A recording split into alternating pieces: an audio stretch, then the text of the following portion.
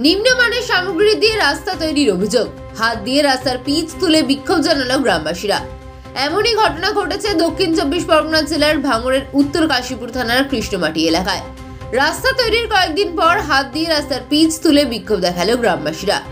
টেন্ডারের পর রাস্তা তৈরিতেও অনিয়মের ছবি দেখা গেছে। 2023 সালের মে মাসের শেষের দিকে প্রধানমন্ত্রী সড়ক যোজনার রাস্তা বরাদ্দ হয়েছিল বামুনঘাটা গ্রাম পঞ্চায়েতের হাটগাছা থেকে কাঁঠালবেড়িয়া গ্রাম পঞ্চায়েত পর্যন্ত।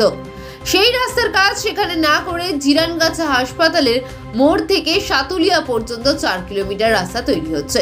4 কিলোমিটার রাস্তার জন্য 3 কোটি বেশি টাকা বরাদ্দ হলেও রাস্তা ঠিকঠাক তৈরি করা হচ্ছে না বলে দাবি গ্রামবাসীদের। রাস্তার পিচ তুলে বিক্ষোভ দেখিয়ে রাস্তার কাজ বন্ধ করে দেয় গ্রামবাসীরা।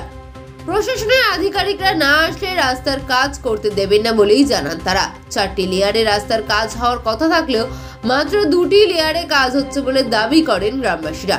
অন্যদিকে রাস্তার সমস্যার কথা স্বীকার করে নেয় ঠিকাদার সংস্থা।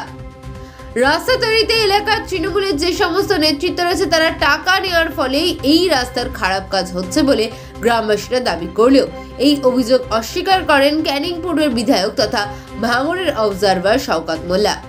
তিনি রাস্তা তৈরিতে অনিয়মের কথা জানার সঙ্গে সঙ্গেই তীব্র প্রতিবাদ করেন এবং আগামী সোমবার এই বিষয় নিয়ে ব্যবস্থা নেওয়ারও কথা বলেন।